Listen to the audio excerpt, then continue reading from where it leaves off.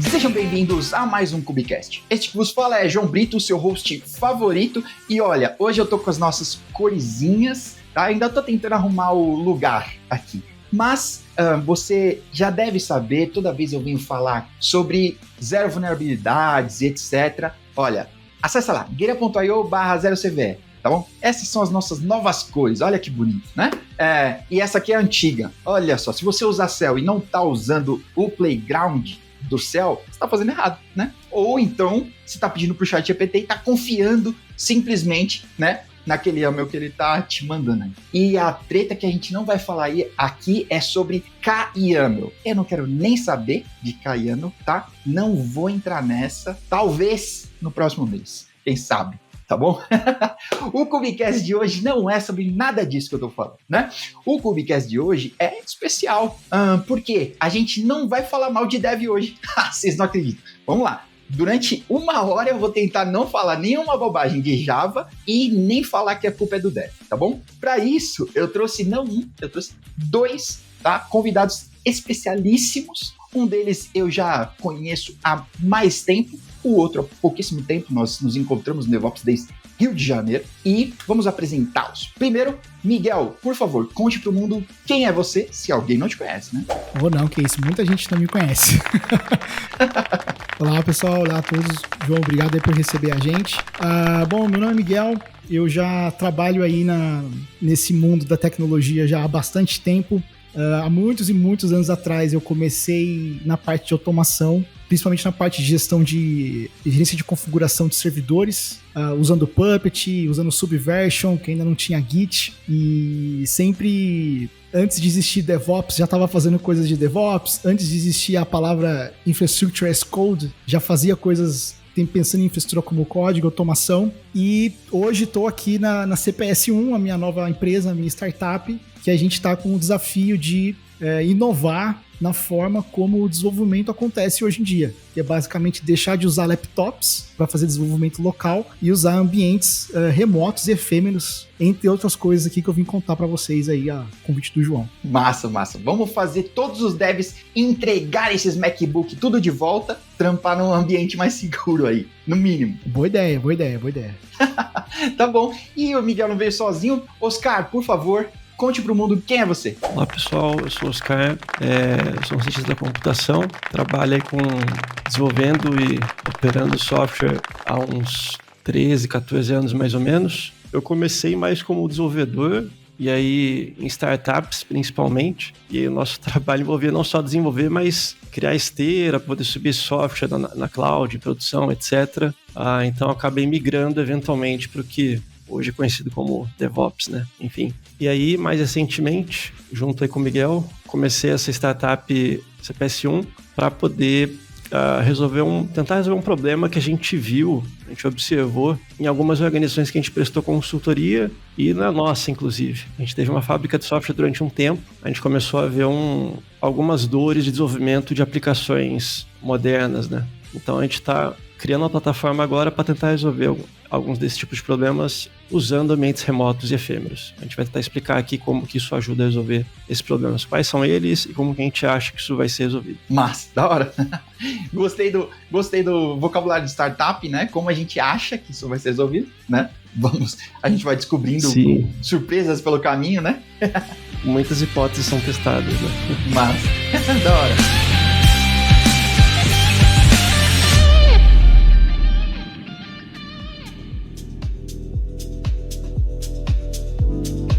Bom, então já tem o primeiro conceito aí que eu estou sendo apresentado, que é o Cloud Development Environment. Bom, então o desenvolvedor vai parar de ficar instalando coisa no Mac dele, lotar aquela porcaria, quando ele ganha um Mac, né? Você que é um desenvolvedor que está trabalhando no Windows, fala com o seu chefe, tá? Aí não é comigo. Mas, bom, o que seria... Vamos tentar entender primeiro o que seria esse ambiente de desenvolvimento. Bom, vamos lá. Realmente, o primeiro passo, a gente muda o paradigma de desenvolvimento e ele não acontece mais localmente no laptop do dev, tá? Ele vai acontecer, no primeiro momento, remotamente num server. Então, a aplicação que você está codando, onde ela está em execução, isso deixa de acontecer localmente na sua máquina e acontece remotamente no server. Porém, tem um passo além. Não é só você trocar de lugar o desenvolvimento. Não é só, olha, não, ao invés de eu desenvolver no meu notebook, eu vou desenvolver numa VM. Não mudou muita coisa. Por quê? O fardo ainda de configurar o ambiente, ficar instalando várias ferramentas, manter a atualização, cuidar do SO, meio que ainda continua com o dev. Você só meio que jogou o problema remoto. Quando a gente está pensando numa CDE e ambientes de desenvolvimento efêmeros e tudo mais, toda necessidade para criar aquele start para o desenvolvimento de uma aplicação. Então, por exemplo, eu tenho que instalar linguagem, tenho que instalar interpretador, instalar componentes que eu posso precisar, dependências como banco de dados, fila, etc. Então, todo tipo de configuração e setup que você acaba tendo que fazer localmente na sua máquina, a CDE, o objetivo dela é te entregar isso pronto, né, feito por alguém do time, pela liderança, etc., ou o próprio time mesmo definir esses padrões e você criar ambientes de desenvolvimento, que no nosso caso, no CPS1, a gente chama de workspace, onde você vai acessar esse ambiente, pode ser no browser, pelo um VS Code embarcado, que a gente coloca na workspace, na instalação padrão, pode ser via SSH, por exemplo, acesso remoto, você pode dar um SSH, abrir um shell lá e sair, você tem um shell pronto para você fazer o que você quiser, ou também, hoje, as IDEs modernas, como VS Code, JetBrains, entre outras, elas já têm suporte a Remote Developments, então, que acontece também tunnelado por SSH. Então, basicamente, você vai clicar lá no VS Code, criar um Remote Development Environment e ele vai conectar via SSH na Workspace e ali vai estar tudo pronto para você codar. Então, as dependências vão estar prontas, os comandos vão estar prontos. Geralmente, aquele trabalho inicial se é uma aplicação Node, por exemplo, tem que instalar o Node, então chegou o notebook, tem que instalar o NVM, aí você vai dar NVM install, entre outras coisas. O objetivo é que isso não aconteça, né? E já fique pronto para o dev começar a codar no primeiro instante. Não só isso, do ferramental, o código também já vai estar lá dentro. Então você incluir nessa automação o checkout do código ou do repositório ou dos repositórios. Então muitas vezes uma aplicação que é distribuída ou está distribuída em vários repositórios, tem que clonar um monte de coisa, etc.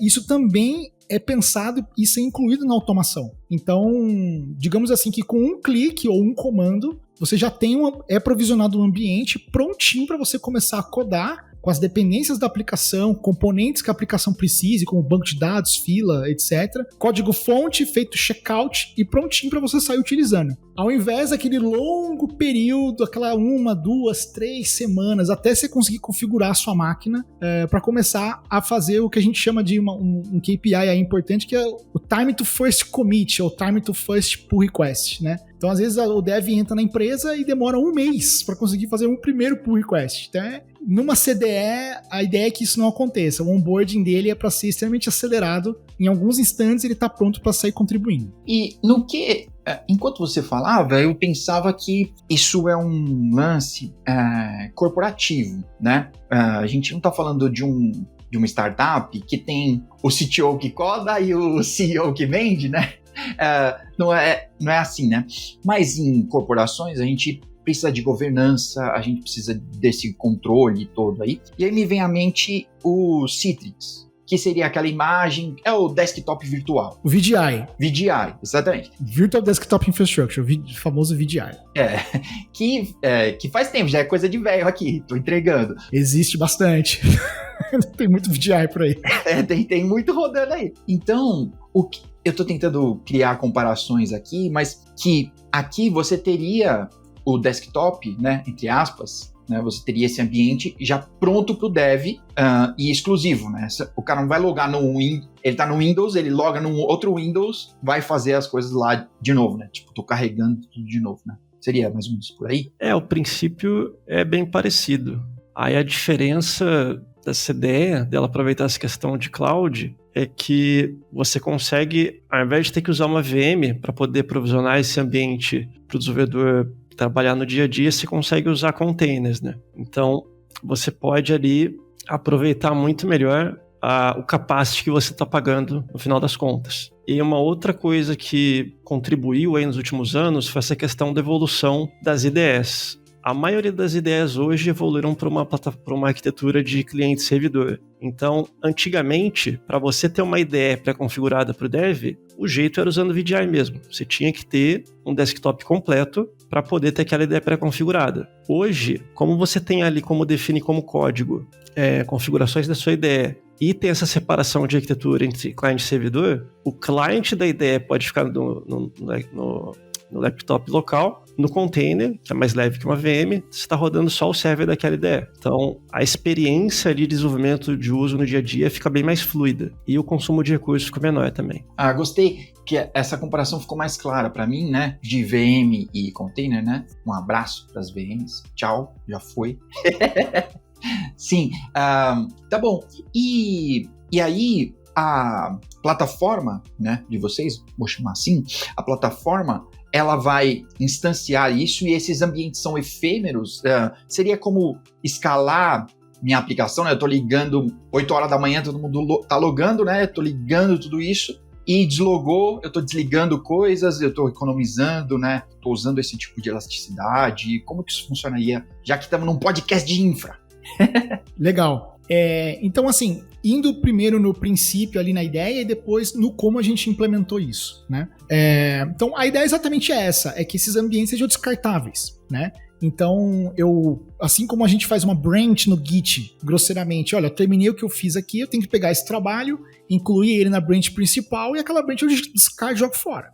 O ambiente efêmero, a ideia justamente é essa. Contrastando com o comum hoje em dia, qual que é o comum hoje em dia? Que até isso atinge muito os times de operação, os times de DevOps. Você tem o que a gente chama de ambiente estático. Então, eu tenho lá o meu cluster de desenvolvimento, ou eu tenho o meu cluster de homologação, ou eu tenho o ambiente de desenvolvimento, o ambiente de homologação, e ele fica lá constantemente provisionado. Os desenvolvedores, ao longo do dia, ao longo da semana, vão fazendo a esteira vai fazendo deploy, digamos assim, nesse ambiente que está sempre lá disponível. Então, ele coda no notebook dele, ele faz push do código, esse código passa na esteira, gera um build ou coisas parecidas, e é feito um deployment nesse ambiente estático, né, que está sempre permanente lá de pé. Então esse é o cenário. Então quando a gente fala que é efêmero, é um pouco contrastando isso. Você, hoje, na maioria dos lugares, você tem essa dependência da esteira nessa parte. Então para eu conseguir mostrar o que eu estou fazendo, eu tenho que fazer um deployment lá nesse ambiente que está sempre lá provisionado. Que está sempre, né, de pé. Sempre. Porém, o que uma CDE tem a ver com alguém de Ops, por exemplo? Cara, muita gente de Ops tem que ficar dando manutenção e atualização nesses ambientes que estão permanentemente provisionados. Uhum. E acontece todo tipo de problema. Por exemplo, você acaba tendo mudanças necessárias de arquitetura, provisionar coisas novas, criar novos deployments, aqui falando particularmente de Kubernetes, né, Cloud Native. E muitas vezes o time de desenvolvimento, na maioria das empresas, não tem autonomia para mexer nessas coisas. Então, vai ter que impactar a esteira, vai acionar alguém de DevOps, alguém de operação, que tem que ir lá mexer, atualizar, porque é ambiente de desenvolvimento, então as coisas são mais flexíveis ali, vem demandas de negócio e que geralmente não estão bem definidas e acabam de uma semana para outra, muda tudo de novo, e isso gera ticket e suporte, o que eu chamo de babysitting, né? Ficar de babá de ambiente, porque acaba sendo necessário, você não consegue entregar essa autonomia para o dev para que esses ambientes estáticos estão lá. Resultado, gera suporte e ônus para o time de Ops. O ambiente efêmero, a ideia é o quê? O desenvolvedor, os times de desenvolvimento, cada um teria o seu ambiente isolado, e ali dentro ele trabalha, ele coda a aplicação e pode compartilhar o acesso a essa aplicação com o restante do time, sem necessariamente depender de um deployment no ambiente estático, né, que está sempre lá permanentemente levantado. Esse deployment passa pela esteira ainda, a nossa ideia, o CPS1 ou uma CDE, não é mudar o fluxo de desenvolvimento. No final do dia, esse código vai ser feito push para o Git, digamos assim, vai ter que passar na esteira e ir para algum ambiente de staging, por exemplo. Mas, digamos assim, você aumenta a chance desse código chegar lá mais pronto. Agora, entrando no mérito de como que a gente implementou isso, né? O CPS1, ele roda dentro de um cluster Kubernetes. Então, ele é um operator no Kubernetes. E quando a gente cria uma workspace, no que a gente chama de workspace, a gente faz essa mágica, né, de orquestrar o Kubernetes ali para entregar essa experiência de desenvolvimento que você só vai dar SSH naquele ambiente, tá tudo pronto, instalado lá dentro para você. Então você não tem que se preocupar preocupar com build de imagem, com Dockerfile, em fazer deployment, em criar uma esteira para criar ambiente. Facilmente você já tem uma workspace prontinha para você começar a usar. Então, além, por exemplo, de outros componentes. Você precisa de um Postgres? A gente já deixa um Postgres isolado, pronto para você, no que a gente chama de workspace. Então, a gente tem benefícios, como o Oscar comentou, e a gente estava conversando da questão de VDI, que VDI, você vai provisionar 10 máquinas virtuais, cada uma com 16 GB de RAM, tem uma gordura obscena aí que não serve para nada, porque ainda são desktops. No nosso caso, por a gente estar usando o Kubernetes, a gente é muito mais eficiente do ponto de vista de consumo de recursos. A gente vai precisar de, para uma workspace, 1 GB de memória e 1 core, que é a nossa sugestão inicial para a IDE, né, para o server da IDE, no caso que o Oscar comentou também, que hoje em dia é mais desacoplado isso. E o restante depende do tamanho da sua aplicação. Então, se a sua aplicação é pequena, é um pouquinho mais de recurso. Se a aplicação é muito grande, precisa de 4 GB, aí aumenta a alocação. Mas fica uma alocação muito mais alinhada com a necessidade da aplicação, sem desperdiçar recurso, né? E melhora a vida do dev, porque é menos ambiente... melhora a vida de quem é de operação, é menos ambiente para você cuidar. Mas quando você fala nós deixamos um Postgres, por exemplo, esse nós são os caras de DevOps, vou chamar assim, né, da minha empresa. Então, digamos que eu tenho lá, meu time de dev tem 50 peão e meu time de DevOps vai criar esse ambiente, né? Uhum. Então, a gente vai definir essas coisas e eu ainda tenho controle sobre isso, sobre as ferramentas que eles vão precisar, versão e tudo mais. Então, seria como se eu estivesse criando, sei lá, aplicações que eu estou definindo lá para ele poder utilizar. E se o dev tem... Só uma segunda parte da pergunta é se o dev tem autonomia para modificar isso também. Beleza. A nossa ideia no CPS1, ele tem duas partes principais.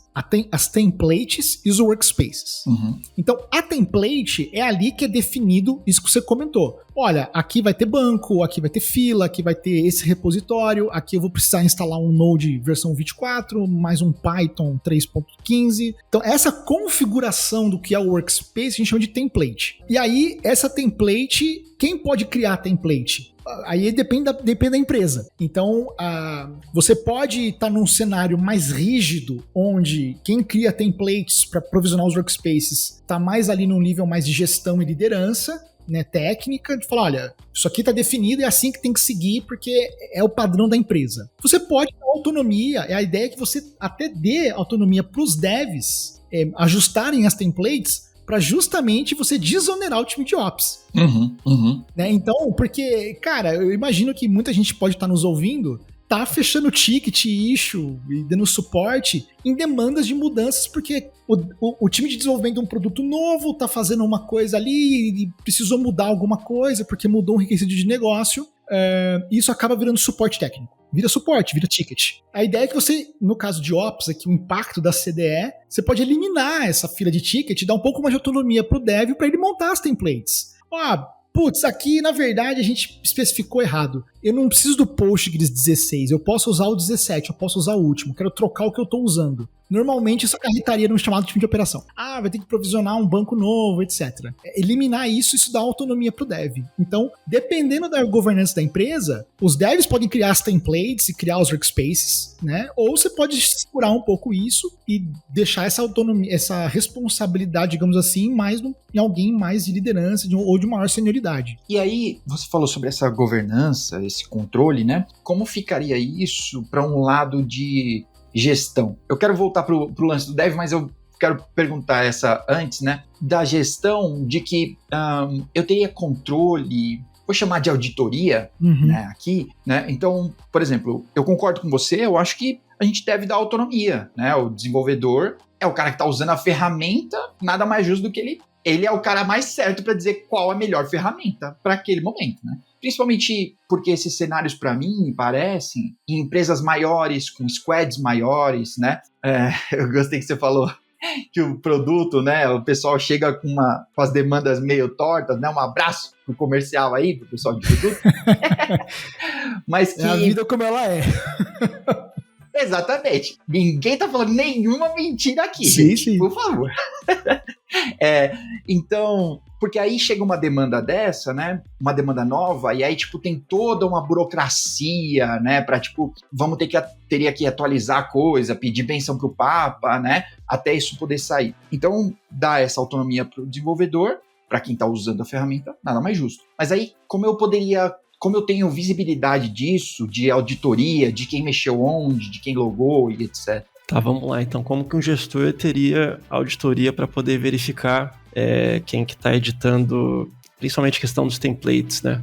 Primeiro, complementando um pouco a resposta do Miguel, além dos templates, você tem uma camada um pouco mais interna ali do produto, que inclusive não está exposta a nível de interface, que é a definição de quais são os pacotes, os resources que você pode incluir numa template. Um pacote é alguma ferramenta de desenvolvimento, como, por exemplo, o interpretador Python, Java, compilador de Go e assim por diante. Outras ferramentas para ajudar no desenvolvimento do dia a dia. E os resources são os recursos gerenciados. Então, o banco de dados, a fila, o cache, etc. O jeito que você define essas coisas é através da escrita de recursos customizados no Kubernetes. Então, a gente tem um pacote lá, um chart Helm chamado Contrib, que tem algumas coisas mais comuns ali para você numa instalação padrão já ter o que usar, mas a ideia é que conforme você use, o seu time ali de DevOps ou de engenharia de plataforma, enfim, customize aquilo para poder definir o que está disponível para poder construir um template, né? E aí, uma forma boa de se fazer isso seria versionando essas definições usando a infraestrutura como código mesmo, GitOps, etc. Então você pode ter um repositório ali com as suas definições de pacotes e serviços e resources, e ali você vai ter o histórico de quem incluiu, por que incluiu, você pode associar o request desse repositório com um ticket de pedido de alguém, e assim por diante. Agora, do lado da execução dos workspaces, hoje teria que ser observado nos logs da aplicação mesmo, para ver ali qual usuário fez qual requisição para poder alterar determinado template ou subir determinado workspace e assim por diante. Essa é uma parte do produto que a gente ainda tem que melhorar, colocando mais coisas disponíveis na interface para visualizar. Um outro componente que a gente desenvolveu ali para poder fazer a plataforma funcionar é um gateway customizado. Então, isso que o Miguel comentou de você tem que estar logado no produto para poder compartilhar um ambiente que você está passando para alguém visualizar a aplicação rodando. Esse tipo de coisa a gente consegue rastrear quem que está acessando, né? Então, qual usuário olhou qual ambiente, quando. Só que essas coisas ainda não estão expostas na interface. Então, hoje é um trabalho meio manual de olhar log ali, mas fica tudo registrado. Para não ter ninguém compartilhando a sua senha do como ele administra o Pix para fazer 2 bilhões de madrugada, né? É isso aí. Tá bom. Não, legal. Tá bom. Voltando para a ótica do dev, eu não sei, me parece que tira um pouco da liberdade do dev quando você está tirando da máquina dele. Mas que, em grande parte, quando a gente está indo para corporações, a máquina não é dele. Grande parte das corporações, né, mesmo remoto, você está com a sua máquina ali, com a máquina que o trabalho te deu, e ela tem uma série de restrições ali, do que você pode, do que você não pode. Normalmente você não é administrador da máquina e etc, né? Mas fora esse problema imediato, esse grande problema, quais outros benefícios eu teria por mandar todos os meus devs para lá, né? Mandar todos eles para usar o ambiente remoto. Tem uma outra questão também, que é você aumentar a confiabilidade de testes, tá? Principalmente em ambientes mais complexos e que tem microserviços, por exemplo, ou aplicações muito grandes. O que a gente tem visto, e a experiência nossa também, quando a gente tinha a fábrica, é que, dado a limitação de recursos que cabem no laptop e o tamanho das aplicações de hoje em dia, que as bases de código sempre estão crescendo, etc., tem aí a AI fazendo todo mundo parir mais código ainda, mais rápido ainda. Então, geralmente, qual é o cenário? Por exemplo, a gente estava conversando com um dev de uma empresa grande estatal e trocando uma ideia sobre como que era o dia a dia dele de desenvolvimento. E aí começam a surgir vários problemas. Primeiro, a gente pergunta assim, cara, você consegue testar minimamente assim, end-to-end a aplicação que você desenvolve? Tipo, de ponta a ponta? Local ali, antes de você entregar alguma coisa que você fez? Não consegue. E essa eu imagino que é a resposta da maioria dos desenvolvedores. Ele vai falar, não, ele pode rodar testes unitários, beleza, algum outro tipo de teste, mas a sua aplicação que fala com outra aplicação e que depende daquele banco de dados particular e daquela API de um terceiro, e etc, etc. O teste end-to-end vai ficar lá pra frente no processo de entrega, no workflow de desenvolvimento, né? Vai ficar lá pro time de QA. Eu testo em prod, né? Pode ser também, pode ser. Então, o que acontece? Então, geralmente, a realidade que eu tenho visto, que eu vi e ainda é que existe uma esmagadora quantidade de devs que codam no escuro. Ele vai fazer ali minimamente o máximo possível que ele consegue, na verdade, localmente na máquina dele. Ele talvez vai tentar subir aplicações grandes ou componentes uma parte o suficiente para ele rodar ali na máquina dele, mas ele só vai descobrir se deu certo mesmo por total falta de recursos, porque não cabe. Recursos de dois aspectos. Recursos de compute mesmo, não tem CPU e memória. Quem acaba tendo que precisar programar em Windows e tem que usar WSL ou coisas do gênero, é um terror, assim. Tem vezes que o WSL dá umas rasteiras, assim, que eu já tive experiências bem ruins. Ele vai ter que commitar esse código, fazer push, passar na esteira e fazer o deploy. Então, porque falta recurso. E outro tipo de recurso é acesso. Então, como eu comentei, o notebook está numa VPN específica, numa rede específica, e certos recursos da sua máquina você não vai acessar. Só o ambiente lá de prod, de dev, que tem acesso a esses recursos, né?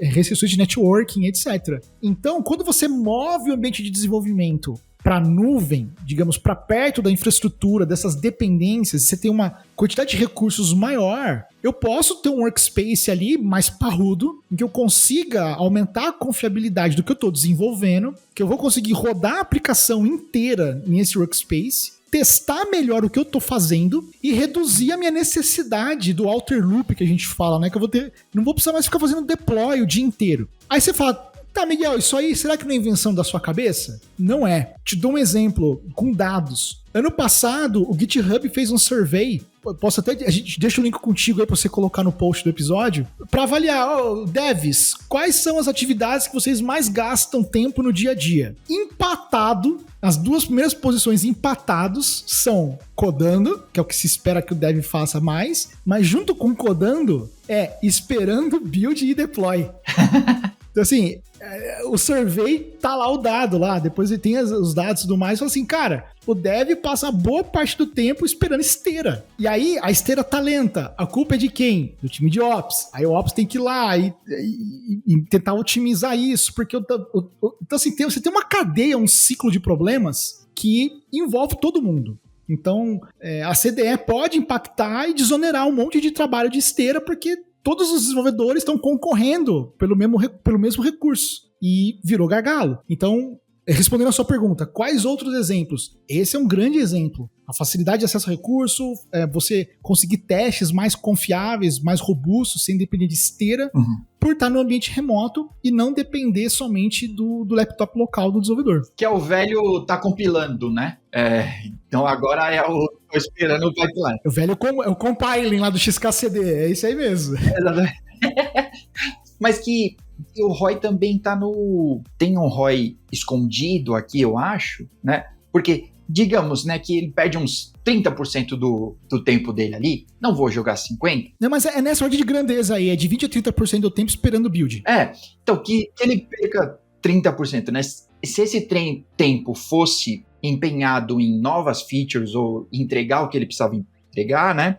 Não é só, eu não tô economizando ou colocando só nisso, eu tô adiantando entregas também, né? Tem esse outro ganho paralelo, certo? E isso é um problema que a gente na época lá da fábrica de software, consultoria, a gente identificou na organização A, na organização B, na organização C, em vários lugares isso era recorrente. O pessoal depende de um ambiente geralmente estático para poder confirmar se alguma coisa está funcionando. Aí, quando a gente pensou, bom, a gente pode talvez criar um produto que institucionaliza isso, tipo, deixa você fazer isso de uma forma melhor, né, mais razoável, enfim. Porque esse é um problema que a gente acha que a maioria dos gestores não tem tanta ciência de que acontece. e vai vazando horas. Mas no dia a dia os devs estão fazendo lá algum malabarismo para poder subir uma parte de algum sistema, algum ambiente, para poder conseguir testar um todo. E combinando, geralmente através de mensagem mesmo, para não mexer no ambiente durante um tempo, poder executar algum teste. Aí o que a gente fez foi conversar com algumas pessoas para ver se mais pessoas tinham esses problemas. Se não era coincidência que só nos lugares que a gente prestava consultoria tinha esse problema, né? E ele aparece com bastante frequência em vários lugares.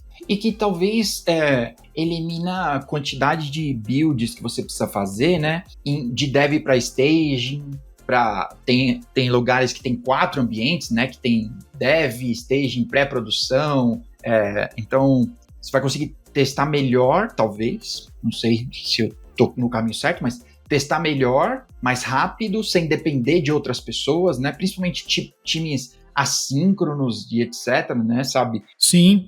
Mudou alguma coisa nesse fuso horário, pro próximo só vai ter problemas, né? E por aí vai. Então, você descentraliza, né, de novo o ambiente de dev, né? Que a gente centralizou, né, de novo, há pouco tempo, né? A gente centralizou isso, colocando ambiente de dev para ficar mais par do stage, mas agora, para mim, tá fazendo sentido até agora, né? Descentralizar novamente, né? Agora utilizando containers para isso, né? Com essa finalidade. Na verdade, cara, a gente tá centralizando algumas coisas para entregar essa autonomia. Então, porque, por exemplo, como a gente tem a estrutura de templates, falar, isso aqui são as regras e as necessidades dessa aplicação para ela funcionar em desenvolvimento. E então é uma fonte da verdade que muitas empresas não têm. Aí eu ia entrar no outro ponto, nessa questão da fonte da verdade. Como é que eu subo essa aplicação? Então tá lá, o João chegou na empresa para começar a codar hoje, foi contratado, seja bem-vindo, passou na integração lá do RH, e o notebook chegou, mas tem que passar pela segurança, instalar um monte de coisa. Suponhamos um caso feliz assim, no seu segundo dia de trabalho, você tá com o Note na rede, pronto pra trabalhar. Garrafinha nova, tirei fotinho e postei no LinkedIn. Aí alguém do time vai chegar em você, você vai, tá aqui, clona aqui esse repositório e lê o README aqui. Aí no README vai estar explicado. Se tiver o README, então tem que instalar isso, aí você vai fazendo. Aí você vai subir a aplicação e capota, dá um exception lá. E, fulaninho, me ajuda aqui, o que aconteceu? Ah, não, cara, esse README tá desatualizado. Na verdade é assim que faz. Aí ele sabe, o time sabe, mas ninguém documentou. E, cara, isso a gente chama de conhecimento tribal. Infelizmente, isso é muito comum, muito comum. Então, acaba ficando... E quando você pega esse conhecimento e templatiza ele ali no CPS-1, essa dor de ficar descobrindo como é que sobe a aplicação, quais são as versões, o que eu tenho que instalar, as versões do que eu tenho que instalar, cara, acabou. Então, o onboarding, ele é extremamente mais eficiente, né? Tem empresas aí com dados também. A Harness, que é uma empresa que entrega várias soluções de DevOps e tudo mais, e automação, tem um survey deles do ano passado, final do ano passado, que uma das grandes queixas que eles observaram, que os desenvolvedores responderam, é que tem empresa que leva 100 dias pro cara conseguir fazer o first pull request dele. 100 dias, cara! 3 meses. Em março agora desse ano, a gente participou de um evento lá no C6 Bank, no Platform Days. A gente viu ali pessoas comentando sobre essa métrica de que tem lugar, 1 mês, 60 dias. Então, assim, eu e o Oscar, a gente fica inconformado que isso virou normal. Se demorar 2 semanas foi rápido. É um absurdo isso. E, não é só pra dev, não. É pro time de Ops também, tá? Eu tenho pontos aqui que CDE é pro time de Ops também. Não, mas se eu contrato o cara, ele não fez um PR em 3 meses, ele não passa na avaliação e um beijinho, um abraço, campeão. Mas não é culpa dele, né, cara? Tipo... mas vai ser. Na minha avaliação vai ser. Tem que fazer. Não, boa. Tá bom, eu vou aproveitar esse seu gancho, vamos traduzir isso pro pessoal de Ops também, né? Sim. Porque os devs codam, né? Mas o Ops, né, de hoje tem que codar. Exatamente. Eu até brinquei com o KYAML aí, né? Tem que codar muito YAML ainda, né? Vamos ver o que eu... E como vai se chamar, né? KYAML? Bom, então o Ops também tem que codar, né? Tem um monte de YAML para lá e para cá, tem os Terraforms, tem o pessoal que gosta de sofrer que usa Pulumi, tem de tudo por aí, né? Então, isso também se aplica para os caras de Ops, né? Eu tô imaginando. Não sei se você já tem implementado isso. Os caras querem pegar essa daí?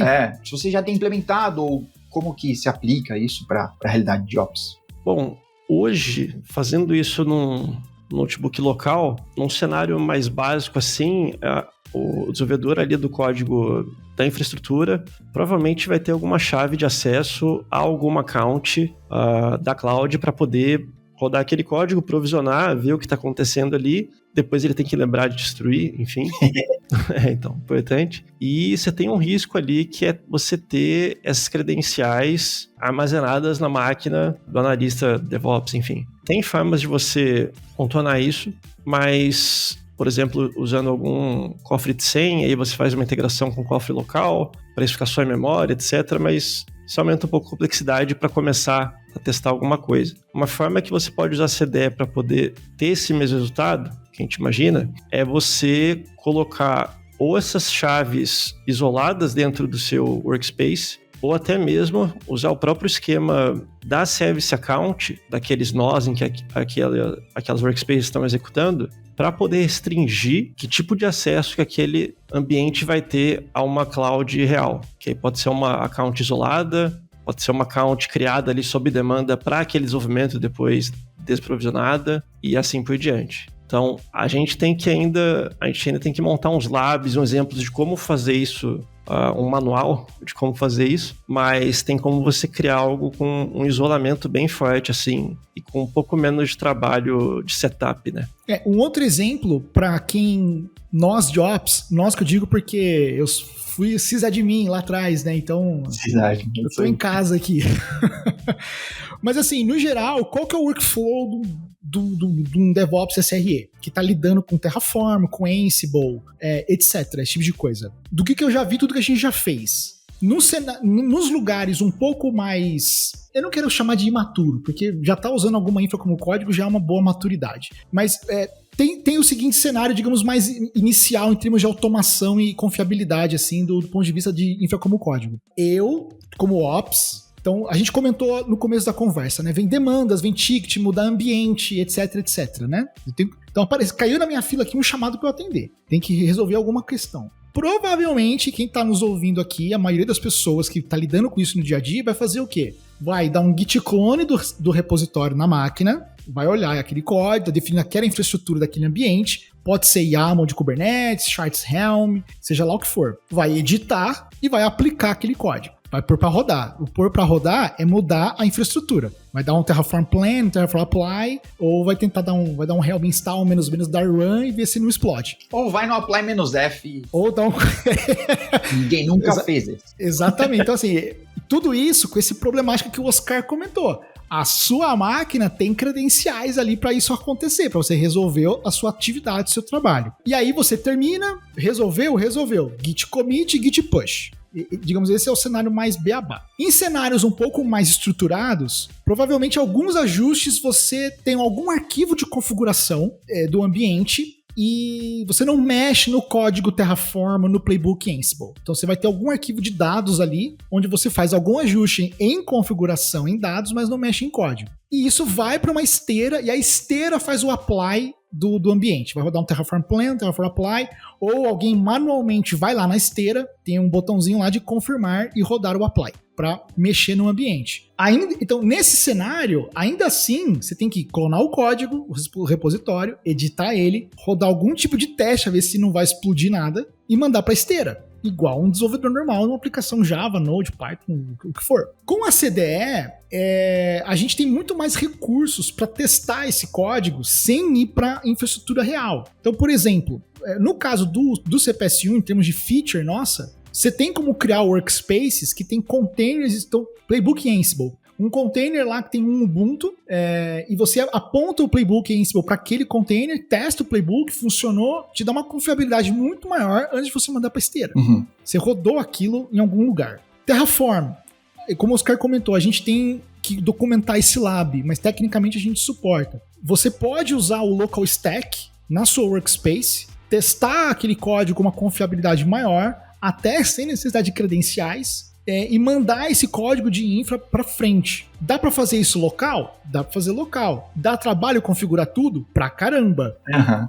Né? Então, com a template pronta e os nossos packages de resources ali estruturados, a mesma experiência que a gente entrega para um dev de desenvolvimento de aplicação de negócio, assim para o desenvolvimento de infraestrutura. Você vai provisionar um workspace, apertar um botão, todas as ferramentas estão lá. No cenário mais robusto ainda, não tem credencial em variável de ambiente para você olhar, porque vai usar toda a configuração ali da workspace do Kubernetes para dar as permissões de acesso. Então, a CDE tem um impacto em produtividade e confiabilidade no desenvolvimento de infra, tanto quanto para o desenvolvimento normal. Uhum.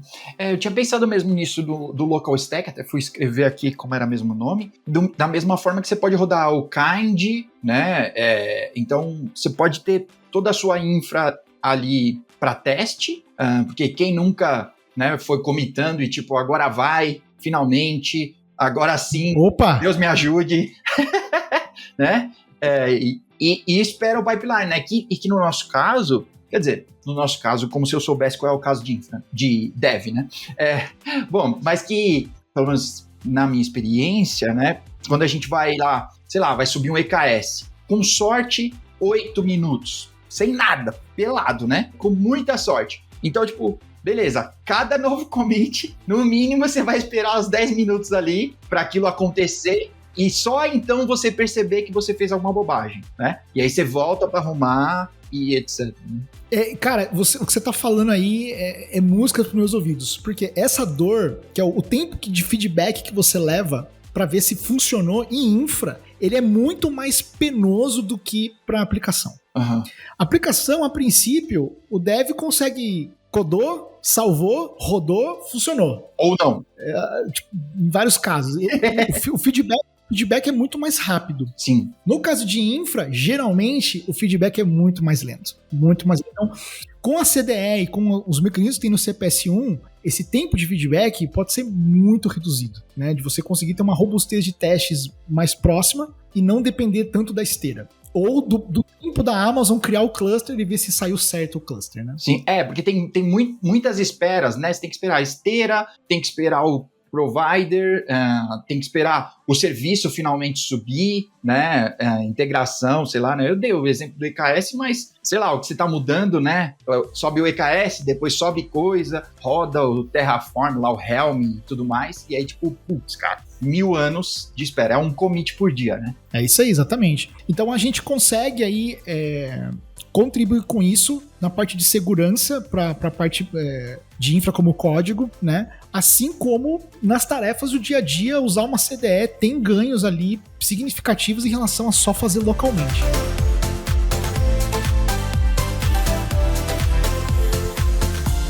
Eu queria... O Oscar já deu uma passadinha aí sobre algumas coisas de futuro, né?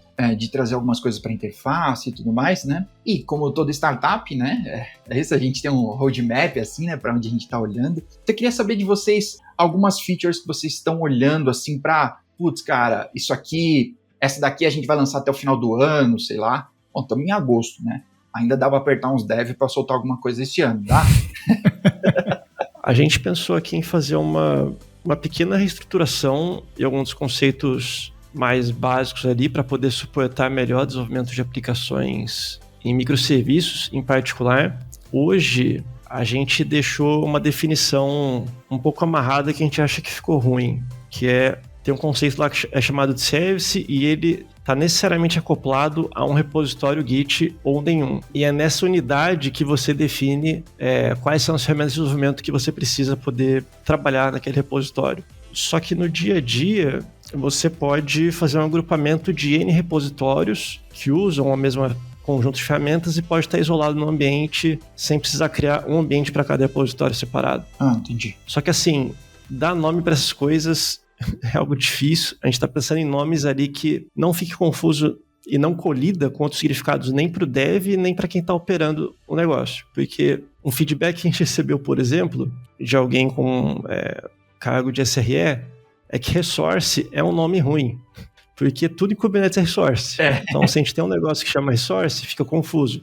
E fica mesmo. Então, a gente provavelmente vai mexer um pouco nesses nomes, fazer algumas alterações ali no gateway também para ficar mais fácil de lidar com alguns temas de cores que costumam aparecer em desenvolvimento de aplicação web. Também tem que fazer algumas alterações no gateway para ficar mais fácil de desenvolver quando você tem uma aplicação mobile que está rodando completamente fora da CDE e quer se comunicar com alguma coisa dentro da CDE, que foram perguntas que apareceram também quando a gente apresentou algumas vezes. Mostrar como que você faz para subir um workspace com um banco de dados, com uma massa de dados grande já, para poder fazer testes mais realistas. Também é outra coisa que foi requisitado. E também dar um suporte um pouco melhor a você declarar recursos mais complicados que você sobe na nuvem junto com o seu workspace, que é desprovisionado quando o workspace é deletado. Aí, para isso, a gente vai provavelmente até usar um pouco de Cell para poder fazer os relacionamentos. Vamos usar o Playground também para poder testar as coisas, enfim. Legal.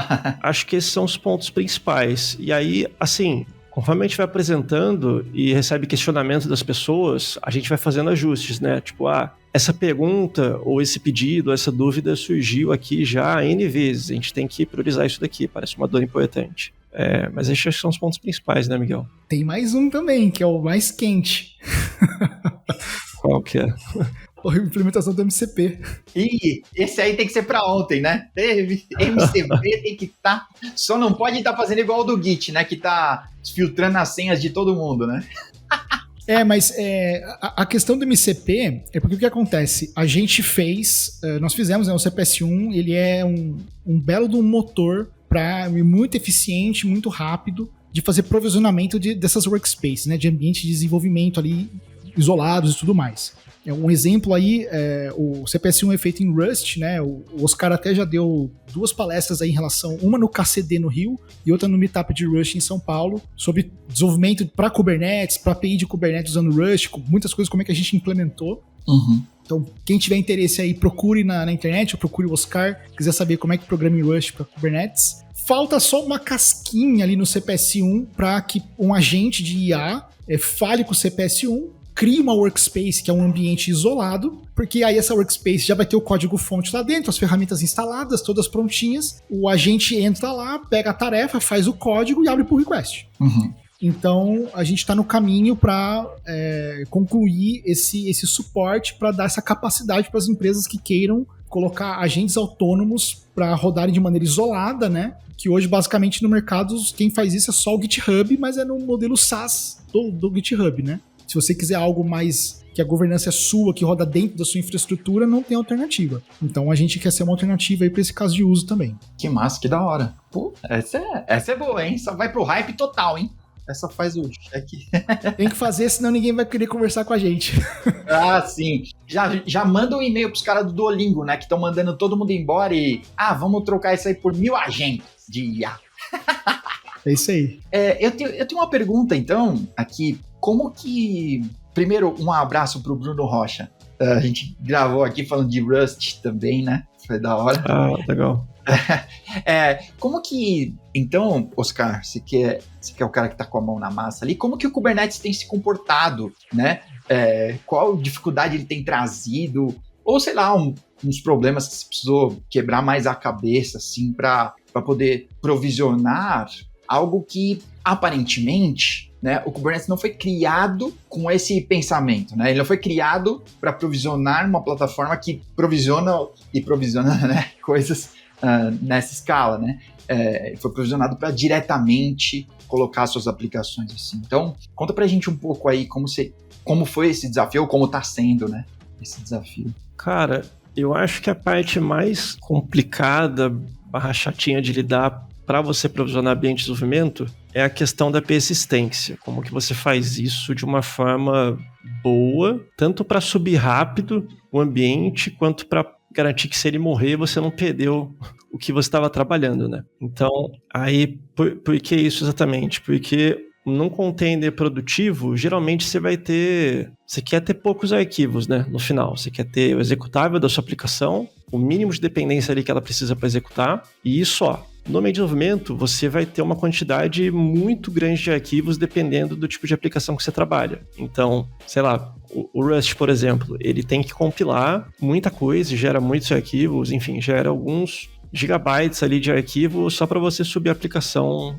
dar um cargo run, enfim. E aí a gente fez algumas iterações no produto tentando achar uma forma de fazer isso de um jeito eficiente. A gente chegou a testar o uso de Nix, do NixOS, Nix Packages, etc. Não foi algo que foi muito frutífero. Tinha alguns concorrentes que a gente viu que a solução que eles davam era gerar uma imagem gigantesca com tudo que existe, tipo 12 GB de uma imagem com todas as linguagens, e aí isso também causa problemas. Aí, no final das contas, o que a gente fez foi, a gente criou um sistema de build de imagens pequenas dentro da plataforma. Então, conforme você adicionar os pacotes, isso gera uma imagem só com o necessário poder desenvolver ali. E aí a parte de persistência, ela persiste a home do usuário para não perder nada. E aí teve que fazer umas ginásticas ali para não perder o que a pessoa define para instalar na hora de gerar a imagem. E mesmo assim continuar persistindo a home do usuário.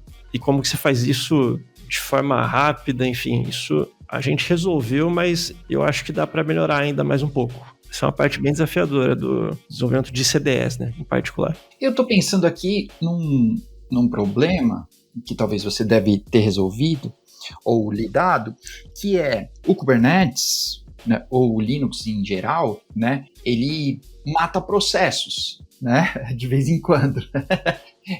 Eu não vou falar do Java, eu prometi. Mas ele, às vezes, né, mata alguns. E se isso acontecer com o processo do desktop, entre aspas, né, do desktop, do ambiente que eu estou utilizando ali, do que eu estou desenvolvendo, então vai cair exatamente nesse lance que você está falando, né, sobre a persistência disso para poder instanciar de novo e trazer esses dados que eu estava ali trabalhando. Para essa parte dos dados, isso já acontece, você não perde o que você alterou. Para o processo continuar vivo, esse problema em particular a gente não resolveu ainda, mas já olhei para alguns experimentos que o pessoal faz usando o CRIO, que é algo que a gente vai testar se consegue resolver esse problema em particular. Talvez funcione bem, talvez não, a gente tem que olhar para outra coisa, mas esse é um problema que está aberto ainda e pode acontecer mesmo. Legal. Uma última pergunta, então, de produto, que seria, até, Miguel, você falou que a alternativa seria rodar no SaaS do GitHub, né? Estava falando do MCP, e principalmente para corporações, normalmente eles querem ter controle, né? Então, e a gente está falando aqui sobre ter controle, né? Sobre ter governança e tudo mais. Então, o CPS-1, ele vai rodar na minha infraestrutura, ou é um SaaS, ou tem as duas opções, ou on-premise, né? Então. Não, o CPS-1, ele é 100% self-hosted, on-premise. Então, a gente não é um SaaS, então convido todo mundo aqui a entrar no nosso site, lá ver a documentação, docs.cps1.tech. Lá tem as instruções de como você pode instalar o CPS-1 no seu cluster. Ele é gratuito até 5 usuários. E caso você queira, a gente tem uma outra documentação, um Quick Start Guide, que você instala o CPS-1 local na sua máquina mesmo, com Docker ali e Kind. Você já pode mexer, começar a prototipar e fazer um lab ali com o CPS-1. Não precisa de chave trial, não precisa mandar e-mail pra gente. É só entrar lá, é basicamente um curl pipe bash. Você já instala ele local ali para começar a brincar. E caso você queira fazer um lab já num ambiente mais production-like, assim, você vai querer subir um cluster em algum provedor, a gente é agnóstico de cluster. Então a gente tem um Helm chart para isso, fazer toda a instalação. Também está documentado, tá lá no nosso site, na documentação. Tem o repositório Git dos charts Helm que a gente tem. Então tá tudo super transparente ali, você já pode começar a usar. E a gente não é um SaaS, a gente roda dentro da infra do cliente, onde quer que ela esteja. Massa, que da hora. É engraçado, né, como a gente foi chegando nesse cloud agnostic, né, nesse infrastructure agnostic, né, e que algumas ferramentas proveram isso, né, que da hora. Parabéns, pessoal, tá muito legal pra mim. Eu vou colocar todos esses links aqui, pessoal, em algum lugar na descrição, tá bom? Maravilha. Fiquem tranquilos, tá? Se eu esquecer, me lembra no comentário, gente, de algum, tá? Normalmente, cada episódio eu esqueço algum link, alguém me lembra, eu adiciono, tá bom? Porque, olha, uma reclamação aqui, viu, o maluquinho lá do OpenAI. Ó, eu peço pro ChatGPT para ele não deixar eu esquecer. Me lembra de todos os links que eu citei no episódio. O ChatGPT não lembra. Meu TDAH não lembra. Tá? É isso. Beleza?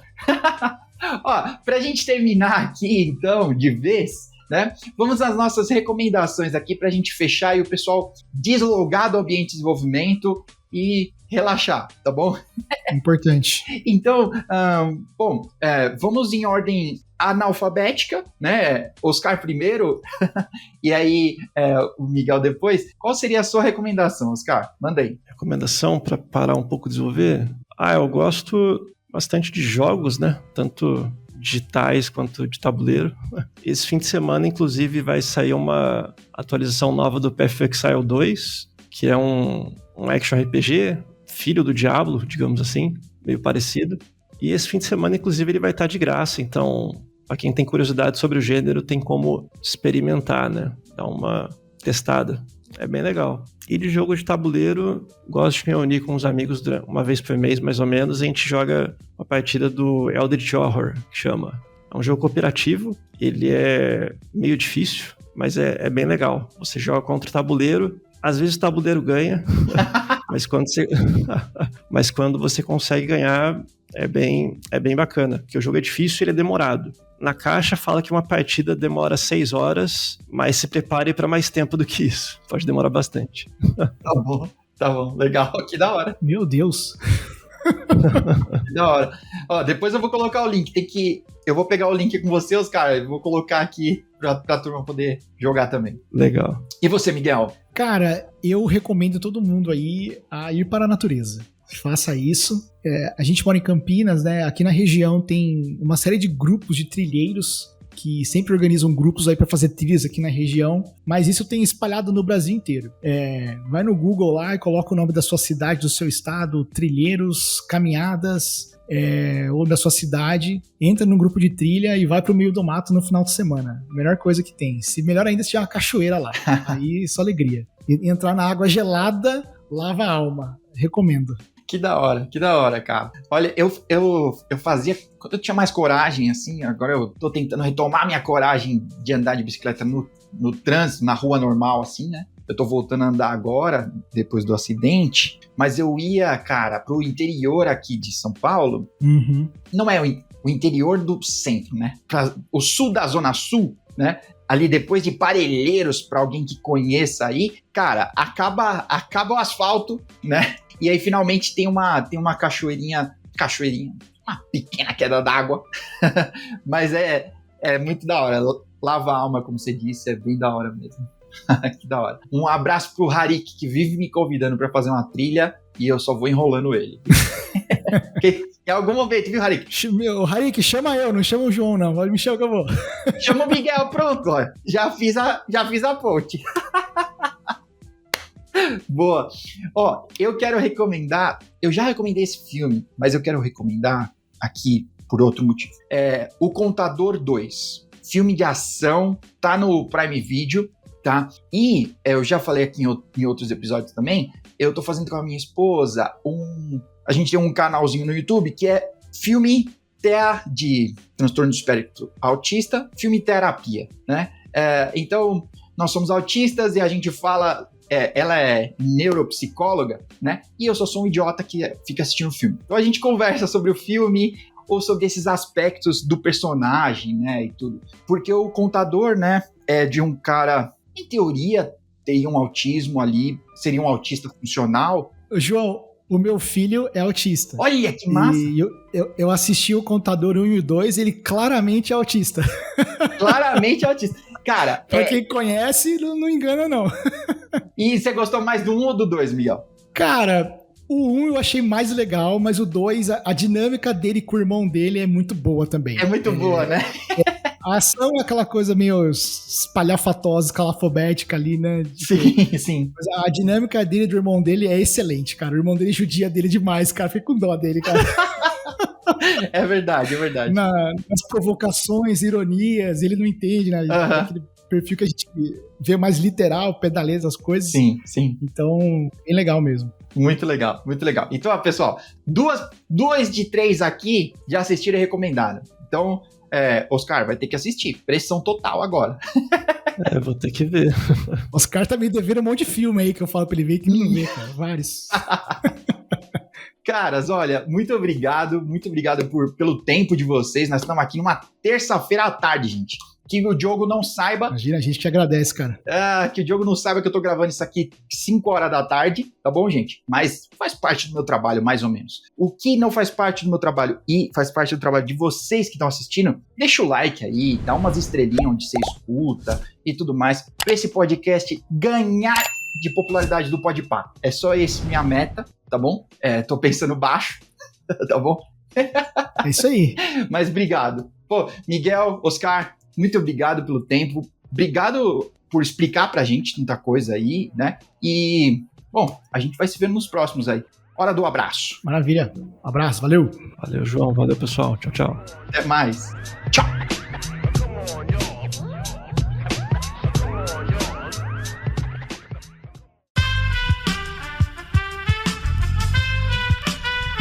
Esse podcast foi editado por Aerolitos Edição Inteligente.